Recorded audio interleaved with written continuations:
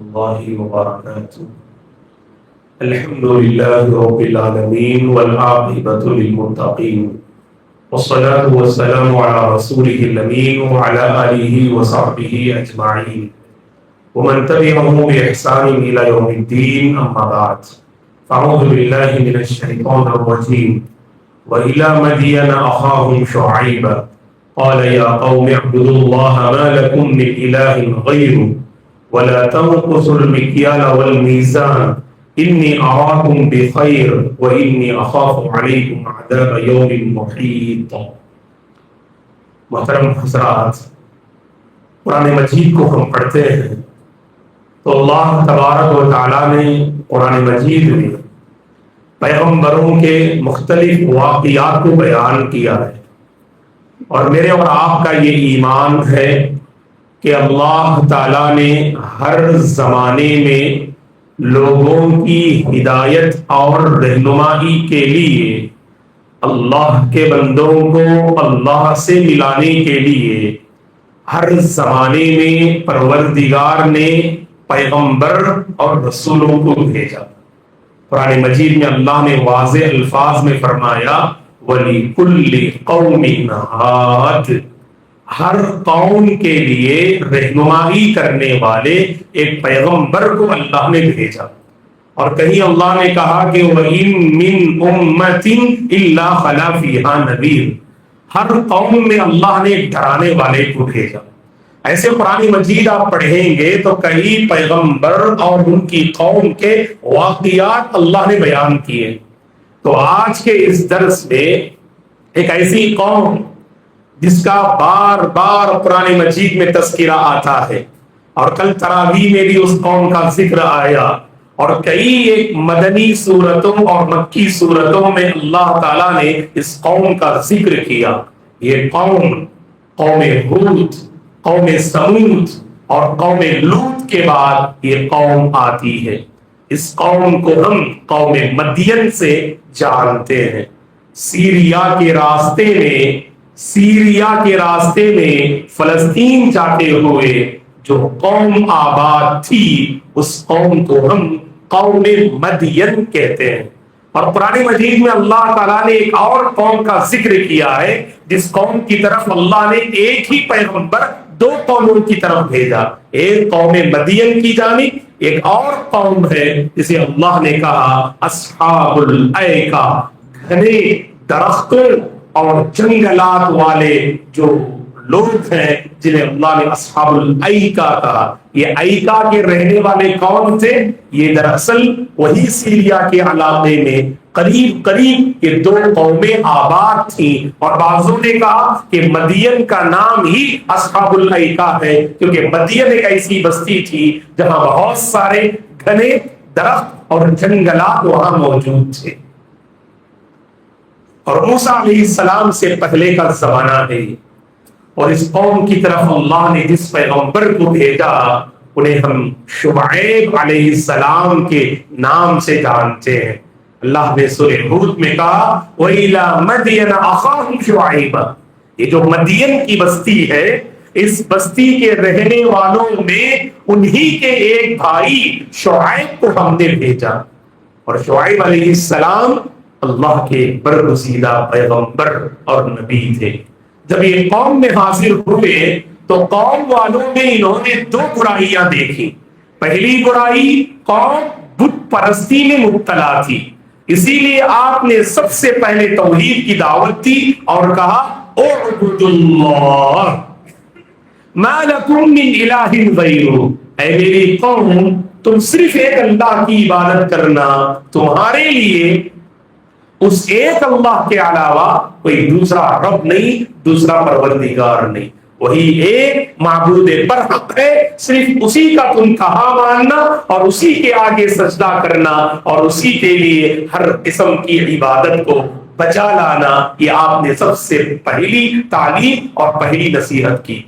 لیکن شعیب علیہ السلام کی قوم میں صرف بت پرستی نہیں تھی بلکہ ایک اور اخلاقی برائی تھی۔ اللہ تعالیٰ نے اس اخلاقی برائی کو قرآن میں کئی ایک مقام پہ ذکر کیا ہے۔ شعیب علیہ السلام کی قوم کا نام ذکر کرتے ہی بت پرستی کے ساتھ وہ اخلاقی برائی جو ہے ذہن میں آتی ہے۔ وہ کون سی اخلاقی برائی تھی؟ جب یہ دوسروں سے ناپ کر لیتے تھے تو پورا پورا وصول کرتے تھے، اور جب دینے کی باری آتی تو یہ ناپ تول میں کمی کرتے تھے، وزن کرنے میں گھٹاتے تھے، اور ڈنڈی مار کر تجارت اور بزنس کرتے تھے۔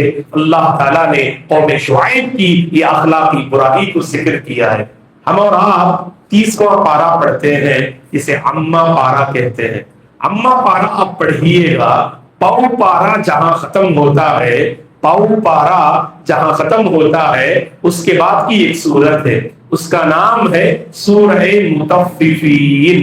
ہم اور آپ اچھی طرح جانتے ہیں کیا مطلب ہے مطففین کا۔ مطففین کا معنی ہے ناپ تول میں کمی کرنے والے۔ یہ کون ہے ناپ تول میں کمی کرنے والے؟ یہ شعیب علیہ السلام کی قوم ہی ہے۔ اللہ نے کہا قرآن میں وَيْلٌ لِّلْمُطَفِّفِينَ، ان ناپ تول میں کمی کرنے والوں اور گھٹانے والوں کے لیے بربادی ہو۔ اللہ نے ویل، بربادی کا لفظ استعمال کیا۔ اس لیے دوستو، ہر کوئی پیسے کمانا چاہتا ہے، لیکن طریقہ یہ ہے ہمیشہ سچائی اور امانت داری کا راستہ اختیار کرے۔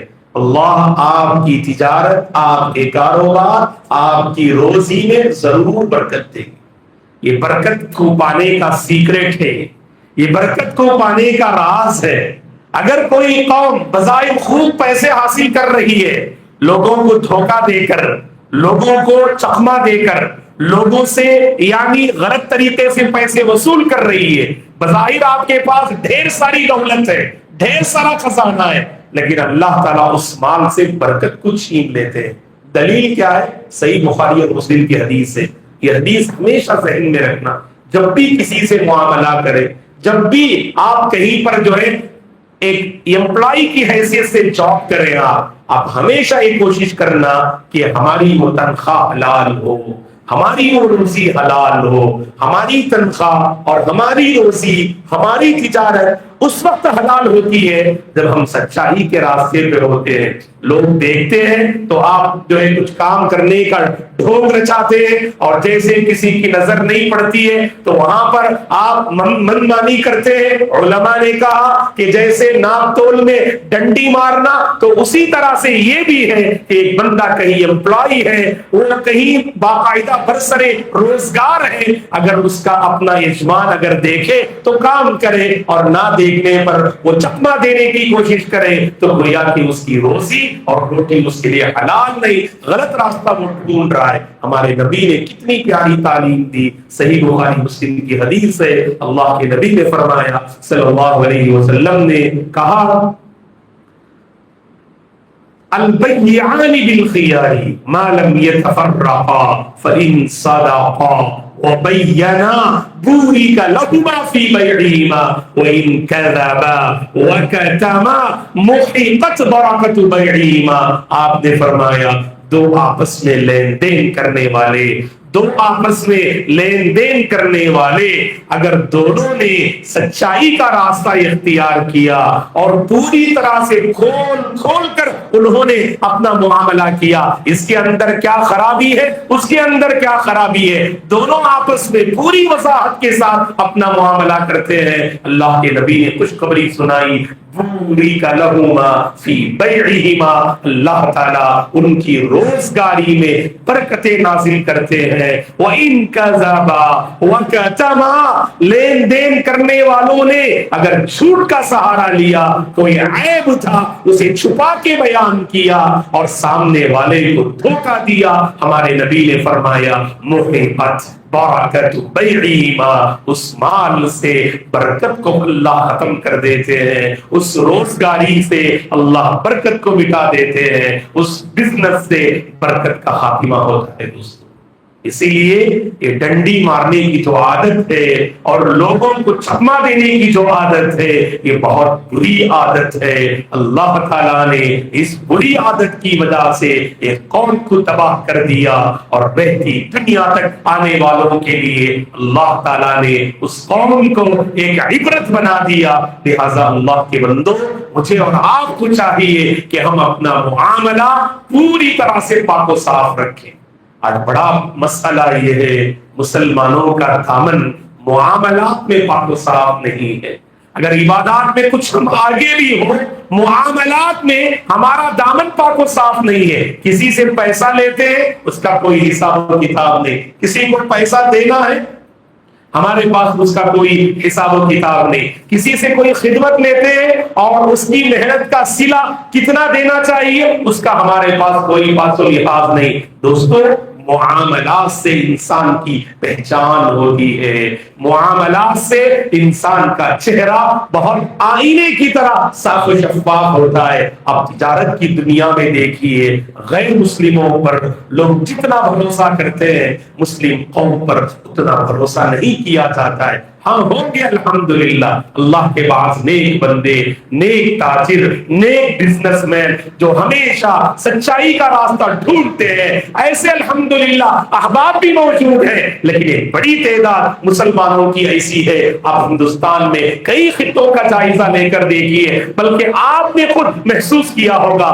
اپنے ماحول میں، اگر ہم لین دین کی بات کرتے ہیں، گھر والے کہتے ہیں فلاں غیر مسلم سے معاملہ کرنا، وہ زبان کا بڑا سچا ہے، وہ وعدے کا بڑا پکا ہے، وہ زبان کا بڑا سچا ہے اور وعدے کا بڑا پکا ہے، اس غیر مسلم سے معاملہ کرنا اور فلاں مسلمان سے معاملہ نہیں کرنا، وہ ہمیشہ جھوٹ بولتے ہیں، وہ ہمیشہ وعدے کی خلاف ورزی کرتے ہیں۔ تو لہذا دوستو، ہم نے اپنا چہرہ اور آئینہ کیا بنا کے رکھا ہے؟ دیکھو، ہمارا چہرہ بہت داغدار ہے معاملات میں، اپنے بھی ہم سے ناراض ہیں اور بھی ہم سے ناراض ہیں۔ اپنوں کو اوروں کو راضی کرنے کے لیے سب سے پہلے دل میں سچائی کو پیدا کرنا ہے۔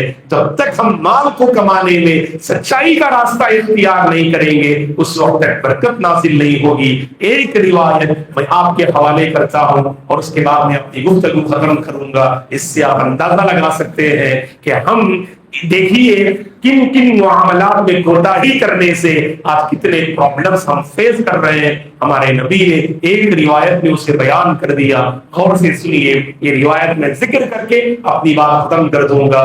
ہمارے نبی نے فرمایا، عبداللہ بن عباس رضی اللہ عنہما فرماتے ہیں اللہ کے نبی سے کہ 5 قسم کے گناہ ایسے ہیں، یہ 5 قسم کے گناہ 5 عذابات کو لے کر آتے ہیں۔ اگر کسی قوم میں یہ 5 گناہ ہیں تو ہر گناہ ایک عذاب لے کر آئے گا، ہر گناہ ایک آفت لے کر آئے گا، ہر گناہ اللہ کی جانب سے ایک مصیبت لے کر آئے گا۔ وہ 5 گناہ کیا ہے؟ گناہ کا بھی آپ نے ذکر کیا اور عذاب کا بھی آپ نے ذکر کیا۔ کہا پہلا گناہ یہ ہے جب کوئی قوم عہد و پیمان کا پاس و لحاظ نہیں کرتی، جو وعدے کرتے ہیں ان وعدوں کا ہم پاس و لحاظ نہیں کرتے، تو کہا اللہ اس قوم پر دشمنوں کو مسلط کر دیتے ہیں، اللہ اس قوم پر دشمنوں کو مسلط کر دیتے ہیں۔ اللہ کی پناہ، کیا ہندوستان میں ہم مسلمان جو عہد و پیمان میں بڑے کچے ہیں، جو وعدہ کرتے ہیں اسے پورا نہیں کرتے، کیا اسی کا نتیجہ ہے کہ اللہ نے ظالموں کو ہم پر مسلط کیا ہے؟ دوستو، اللہ نے دشمنوں کو ہم پر مسلط کیا ہے، جو مسلمانوں کا جینا حرام کرنا چاہتے ہیں، اللہ ان کی سازشوں کو مٹی میں ملا دے۔ اللہ ہمیں اپنے معاملات کو بہتر سے بہتر بنانے کی اللہ توفیق عطا فرمائے۔ تو کہا کہ جب کوئی قوم عہد و پیمان کا لحاظ نہیں کرتی، اس کی سزا یہ ہے اللہ اس قوم پر دشمنوں کو مسلط کر دیتے ہیں۔ اور دوسرا گناہ یہ ہے جب کوئی قوم اللہ کا قانون چھوڑ کر، دین اور شریعت کا قانون چھوڑ کر اوروں کے قانون پہ عمل کرنا چاہتی ہے، اوروں کے فیصلے سے راضی ہونا چاہتی ہے، اللہ کا فیصلہ، رسول کا فیصلہ، اسے چھوڑ کر اگر اوروں کے فیصلے سے اگر کوئی قوم راضی ہوتی ہے تو اس کی سزا یہ ہے اللہ تعالیٰ اس قوم کو فقر و فاقہ اور غریبی میں مبتلا کر دیتے ہیں۔ اللہ تعالیٰ وہاں سے مالداری چھین لیتے ہیں اور فقر و فاقہ میں مبتلا کر دیتے ہیں۔ اور تیسرا گناہ سنیے، ہم پریکٹیکل لائف میں دیکھتے ہیں، اللہ کے نبی نے فرمایا صلی اللہ علیہ وسلم نے، تیسرا گناہ یہ ہے جب کوئی قوم بے حیائی اور فحاشی کھلم کھلا کرتی ہے، بے حیائی اور فحاشی کے کام کھلم کھلا کرنے لگے، اللہ تعالیٰ اس قوم کو پھیلنے والی وبائی بیماری اور امراض میں مبتلا کر دیتے ہیں۔ تو شاید کرونا بھی اسی بے حیائی کا ایک نتیجہ تھا۔ جب کسی قوم میں بے حیائی عام ہونے لگتی ہے، اس قوم میں وبائی بیماریاں پھیلنے لگتی ہیں۔ اور چوتھے گناہ کا تذکرہ کیا گیا، جب کوئی قوم ناپتول میں کمی کرتی ہے، تجارت اور کاروبار میں ڈنڈی مارتی ہے، کہا اس کی سزا یہ ہے اللہ پیداوار کو روک لیتے ہیں، قحط سالی میں مبتلا کر دیتے ہیں۔ اور بہت سارے احباب کی ایک شکایت ہے کہ اس تجارت کی دنیا میں بہت سارے مال منہ نہیں ہوتے ہیں، آگے نہیں بڑھ پاتے ہیں اور پیسوں کا معاملہ حل نہیں ہو پاتا ہے۔ اللہ کے نبی نے فرمایا جب کوئی قوم ناپ تول میں کمی کرتی ہے اور تجارت میں غلط راستہ ڈھونڈتی ہے، اللہ تعالیٰ وہاں پیداوار کو روک دیتے ہیں، پروفٹ کو وہاں روک دیتے ہیں، اور قحط سالی میں، بھوک و پیاس میں اللہ اس قوم کو مبتلا کرتے ہیں۔ اور آخری گناہ یہ ہے جب کوئی قوم زکات دینے میں سستی اور کاہلی اختیار کرتی ہے۔ بڑا مسئلہ ہے دوستو، آج عصر کے بعد تشریف لائیے گا، زکات کے سلسلے میں ہمارا جو دوسرا چیپٹر ہے وہ ہم آپ کی خدمت میں بہت تفصیل سے کھول کر بیان کریں گے، کیونکہ اس سے پہلے ہم نے زکات کے سلسلے میں کچھ بنیادی باتیں ہم نے آپ کی خدمت میں رکھی، اور عصر کے بعد اگر آپ حاضر ہوں گے بہت سارے آپ کے ڈاؤٹس کلیئر ہوں گے انشاءاللہ۔ تو اللہ کے نبی نے فرمایا جب کوئی قوم زکات کے سلسلے میں لاپرواہی برتتی ہے، اللہ آسمان سے بارش کو روک لیتے ہیں، اللہ آسمان سے رحمت کو روک لیتے ہیں۔ تو گویا کہ 5 گناہ ہیں، 5 سزائیں لے کر آتے ہیں۔ جب کوئی قوم عہد و پیمان کا لحاظ نہیں کرتی، اللہ تعالیٰ اس قوم پر دشمنوں کو مسلط کر دیتے ہیں۔ اور دوسرا گناہ، جب کوئی قوم اللہ کا قانون چھوڑ کر، شریعت کا قانون چھوڑ کر اوروں کے قانون کو اختیار کرتی ہے، اللہ تعالیٰ اس قوم کو فقر و فاقے میں مبتلا کر دیتے ہیں۔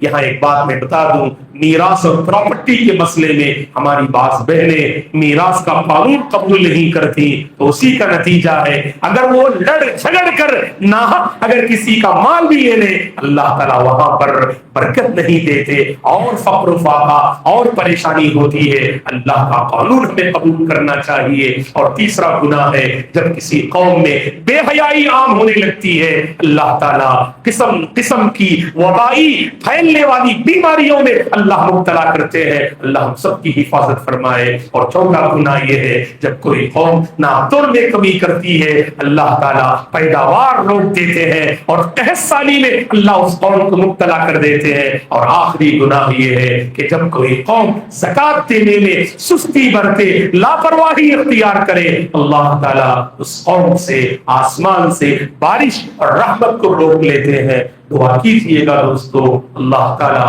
مجھے اور آپ کو معاملات میں سچائی کا راستہ اختیار کرنے کی توفیق عطا فرمائے، تجارت اور کاروبار میں امانت داری کے ساتھ معاملہ کرنے کی اللہ ہمیں توفیق عطا فرمائے، ہر ایک کے ساتھ وفادار رہنے کی اللہ ہم سب کو توفیق عطا فرمائے، بے وفائی سے اللہ ہم سب کی حفاظت فرمائے، خیانت اور دھوکہ دہی سے اللہ ہم سب کی حفاظت فرمائے۔ اللہ ہمارے کاروبار میں برکتوں کے دروازے کھول دے، اللہ ہماری روزی میں برکتوں کے دروازے کھول دے۔ ہم میں سے جو جس کسی میدان میں پریشان حال ہے، اللہ سب کی پریشانی کو دور فرمائے، جو مالی مسائل میں ہے اللہ مالی مسائل کو حل فرمائے، جو جسمانی مسائل میں ہے اللہ صحت و عافیت کے فیصلے فرمائے، جو گھریلو مسائل میں ہے اللہ الفت و محبت والی زندگی نصیب فرمائے، جو باہر کی زندگی میں پریشان ہے اللہ دلی سکون نصیب فرمائے، دلی اطمینان نصیب فرمائے، ہر قسم کی آفت و پریشانی سے اللہ ہم سب کی حفاظت فرمائے، اور ہم میں سے جو طبیعت کو لے کر پریشان حال ہیں اللہ تعالیٰ شفا کے فیصلے فرمائے، عافیت کے فیصلے فرمائے۔ اللہ ہم سب کو صحت و عافیت کے ساتھ ایمان والی زندگی نصیب فرمائے، اور ایمان والی زندگی، تقوی والی زندگی اللہ ہم سب کو نصیب فرمائے۔ اللہ ہم سب پر رحم و کرم کا معاملہ فرمائے۔ جہاں کہیں لوگ پریشان حال ہیں، اللہ تعالیٰ تمام کی پریشانی کو دور فرمائے، خاص کر سرزمین دبئی، سرزمین قطر اور سرزمین کویت اور آس پاس کے علاقے، وہاں مسلمان کافی پریشان ہیں۔ رمضان کا مہینہ ہے، عبادت کا مہینہ ہے، لیکن حالات ناسازگار ہونے کی وجہ سے وہاں کے لوگ بہت پریشان ہیں۔ اللہ تعالیٰ ان کے حق میں امن کے فیصلے فرمائے، دشمنوں کی سازشوں کو اللہ مٹی میں ملا دے، اللہ دشمنوں کے مابین پھوٹ ڈال دے۔ اللہ تعالیٰ ان کے شر سے پوری امت کی حفاظت فرمائے، پوری مساجد کی حفاظت فرمائے، پورے مدارس کی اللہ حفاظت فرمائے۔ اللہ ہم سب کو امن چین والی زندگی نصیب فرمائے۔ جو چین سے محروم ہیں اللہ انہیں چین عطا فرمائے، جو صحت سے محروم ہیں اللہ انہیں صحت عطا فرمائے، جو مال سے محروم ہیں اللہ انہیں مال عطا فرمائے، جو علم سے محروم ہیں اللہ انہیں علم عطا فرمائے، جو اولاد سے محروم ہیں اللہ انہیں اولاد عطا فرمائے۔